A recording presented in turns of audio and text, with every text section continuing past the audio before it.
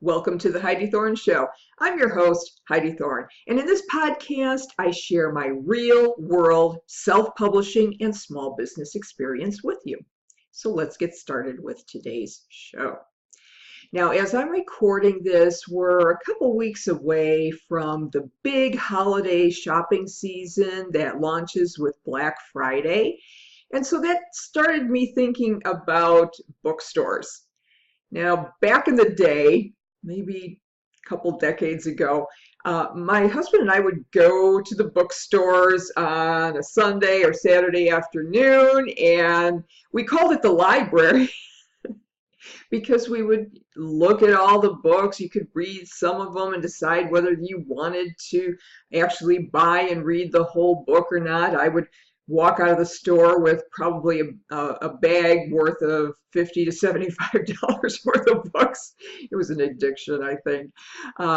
But we went to the bookstore because everything was current there. At the real library, nothing was really that current, especially the one in our area. And so we spent a lot of hours doing that. And I loved bookstores. I really did. And I still do. But I have to tell you that these days, bookstores just don't do it for me anymore. I think the Kindle ruined that for me as soon as that came out.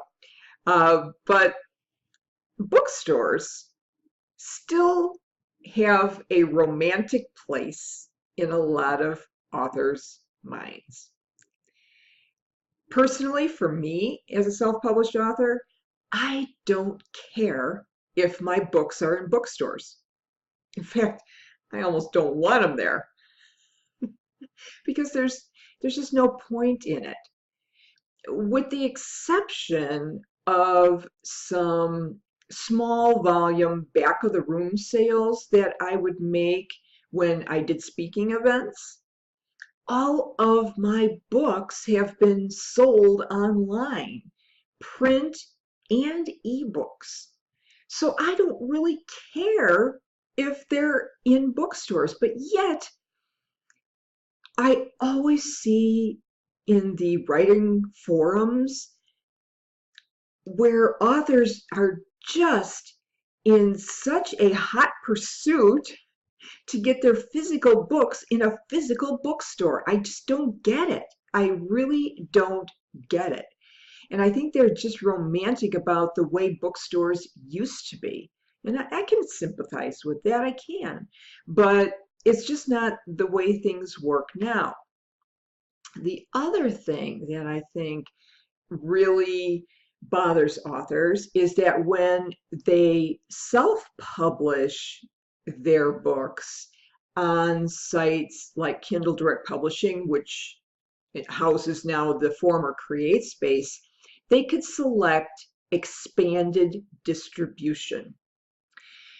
Now, what expanded distribution means is that your book, through the Amazon distribution channels, can be made available to and through regular bookstores, whether that be a Barnes & Noble, independent bookstores, whatever. That means that these bookstores, if a customer waltzes into the store and says they want your book, they can order it through the Amazon distribution channels and get it for the customer to pick up at the store. It does not mean, it never has and never will mean, that your book will be physically available in bookstores. Not at all.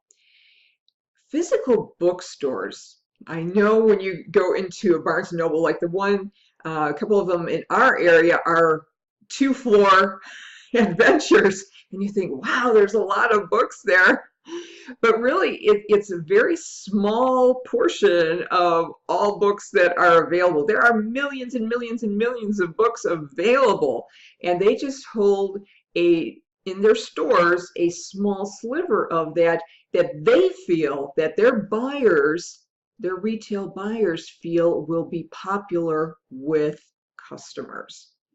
So Just as a side note also, these big retailers don't work with self-published authors to get your book in the store. Don't even waste a minute thinking that that's going to be possible, that thinking you're going to wander into a local Barnes& and Noble or whatever the store that's popular in your area, that's a big retail chain, and that they're going to say, yeah, you know what, let's just get some of your books because we just like you.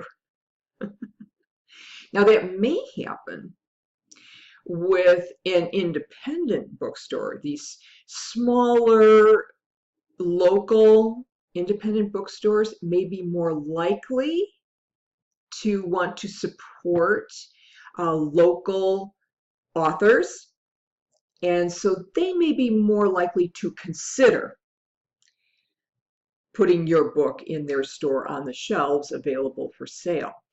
Now, in that situation, you would be providing the physical books to the store, and they sell them what's called on consignment. And that means they'll put them on the shelves, and you will only get paid when those books sell. You may have to sign some sort of agreement with the store, and with some stores, that agreement may include that if it doesn't sell over a certain period of time, that you need to take those books back, or they'll just get rid of them somehow. But you'll have to take those books back. Now, that's problematic for you because let's say the books have been on the shelves for a few months and a number of customers have handled them but haven't purchased them. They can become what's called shop worn, which means that maybe some of the edges of the cover or the pages have been damaged or dinged. They might be completely damaged in some way, but in all respects, they're really not saleable as new. So you want to think about that. And then you have to manage all those stores. Let's say you have 5 bookstores in the area, and then you want to put your books in all of them, and then you want to keep track of those sales. And you know what?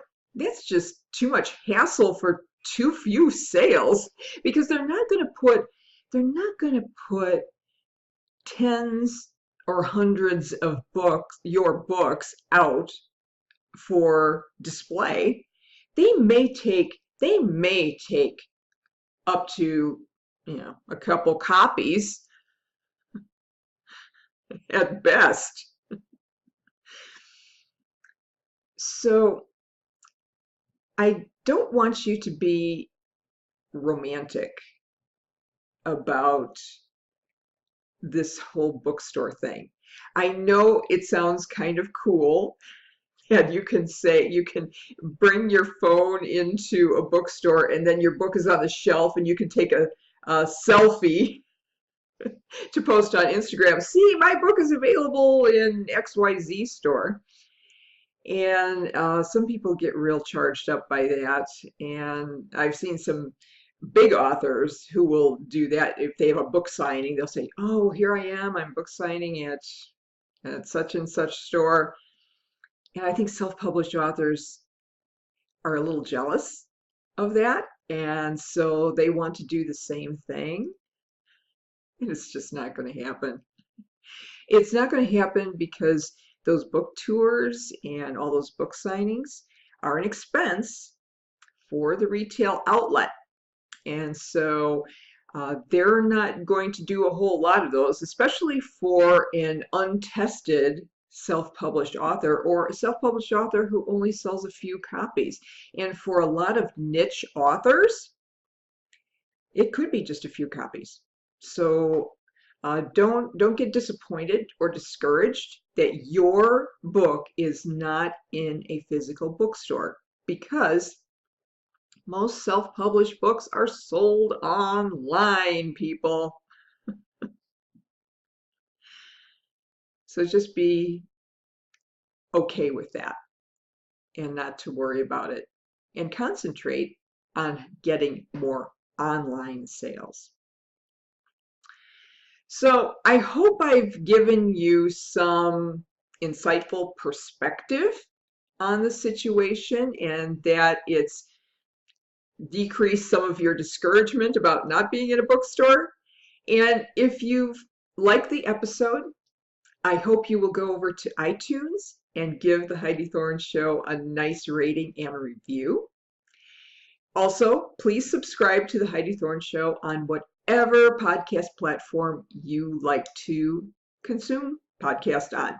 I'm on iTunes, Podbean, Stitcher, and YouTube. If you go to my YouTube channel, it's my Heidi Thorne YouTube channel, and then you just subscribe to the channel and you'll get the updates about when the podcast episodes are available. And if you would share the podcast on social media, that would be awesome. I'd really appreciate that. If you're looking for my books, you of course are not going to find them in a physical bookstore, but you will find them online at Amazon.com. You just search for my Heidi Thorne author page and everything will be there. My audiobooks are also available on iTunes and Audible. If you want to connect with me, you can visit my website, which is HeidiThorne.com. Pretty simple. I really appreciate that you stopped by today and listened to the podcast, and I appreciate your support. I'll look forward to talking with you again in the next episode. In the meantime, have a great day.